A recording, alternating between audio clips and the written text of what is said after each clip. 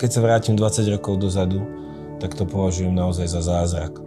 Jednoducho to, čo sa udialo a podarilo zrealizovať, nie len nám dvom, ale ľuďom, ktorí sú pri nás, ktorí ovplyvňovali naše názory, ktorí zabezpečovali podnety, ale aj naše rodiny, ktoré nás v tom podporovali, tak to je cieľ, ktorý nie je jednoduchý naplánovať 30-ročným chlapcom, ako sme boli vtedy.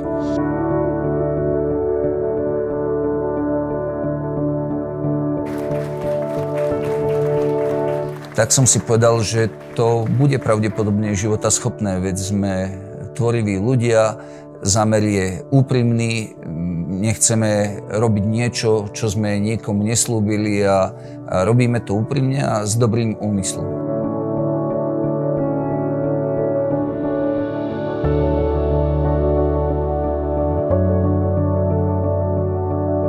Paradoxne, myšlienka nevznikla ani z mojej hlavy, ani z hlavy mojich kolegov, ale v zásade od priateľa, ktorý teda obchodne so mnou dlhšiu dobu podnikal a pomáhal mi rozvíjať obchodnú činnosť v oblasti predaja rôznych druhov tovarov.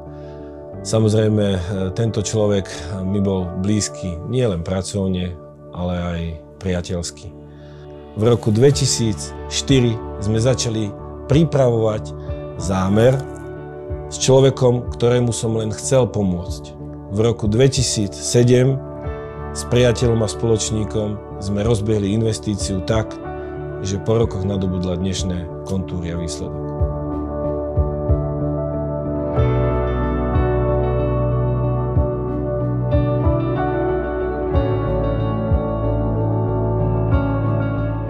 No, musím povedať, že v tom období sme boli veľmi naivní. Zaprvé sme boli mladí a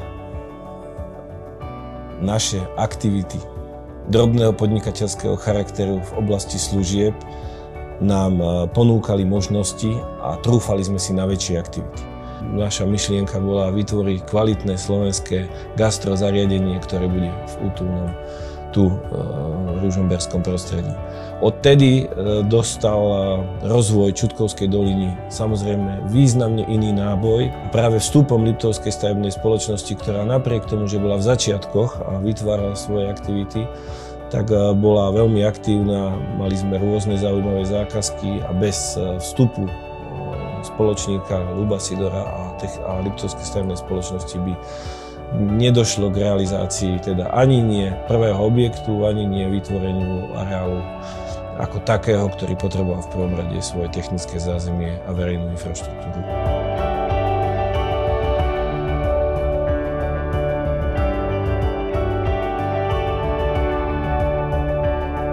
Mňa zaujímalo, čo viedlo toho tvorcu tej prvotnej myšlienky, prečo práve v Čutkovskej doline by mal vzniknúť nejaký areál, nejaká budova, tak som sa opýtal, čo ho oslovil.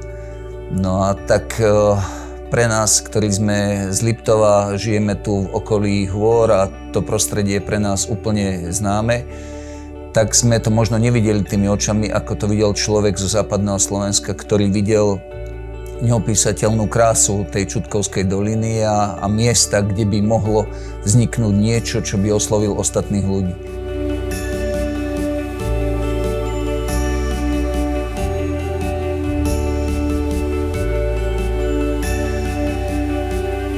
Bol som presvedčený, že to robiť vieme, aj preto, že popri výstavbe sa nám darilo budovať manažerským spôsobom firmu, ktorá bola postavená na mnohých ľuďoch, z ktorých pár sú pilieri dodnes. Bez týchto ľudí by sa rozvoj nedal zabezpečiť. Tie služby, ktoré dneska tento areál ponúka, nie sú všetky nastavené biznisov.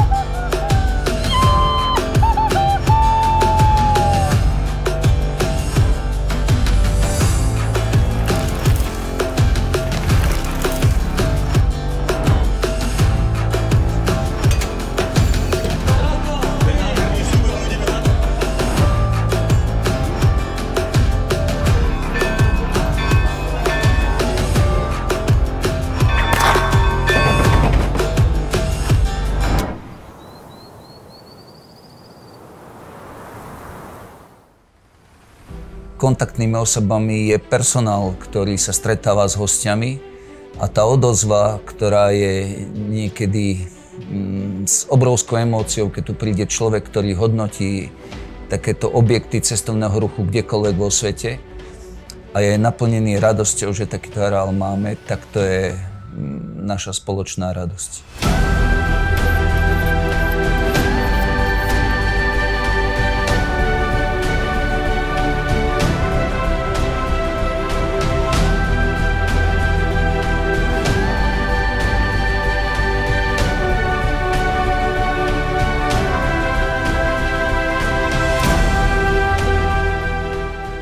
Stavebné úspechy neznamenajú nič bez toho ducha, ktorý tu v tej kolibe planie. Som hrdý na to, že sme nepokazili ten priestor, do ktorého sme vošli. Vidím to ako až neskutočné splnenie ani nie sna, ale takej vízie, že môže fungovať takéto zariadenie na základe spravodlivých princípov a životaschopné aj do budúcna.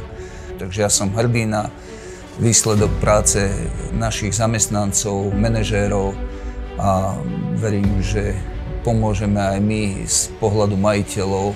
Ak v niečom vieme napredovať, tak budeme aj do budúcna na to myslieť.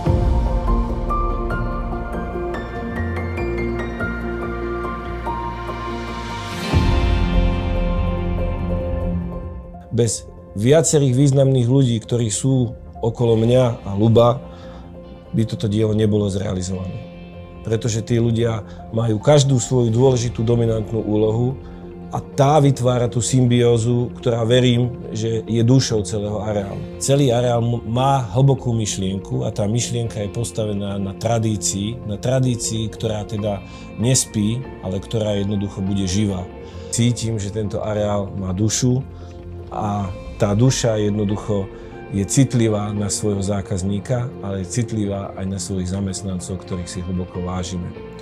Takže ja hodnotím výsledok za vysoko pozitívny, napriek tomu, že je tu ešte veľa drobných vízií, ktoré by sme chceli dobudovať a dorealizovať.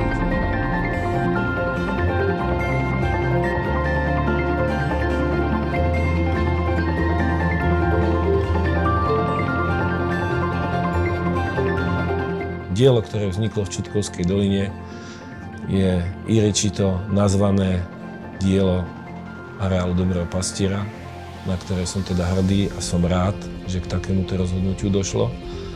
A celý ten dnešný strategický cieľ považujem za nie malý, ale veľký zázrak, kde okrem dôležitých rozhodnutí, priateľstiev, vzťahov, ale aj práce a odhodlanosti nám pomohla naozaj aj Božia prozreteľnosť, o ktorú sa opierame a veríme, že bez nej by to nedokázali sme zrealizovať.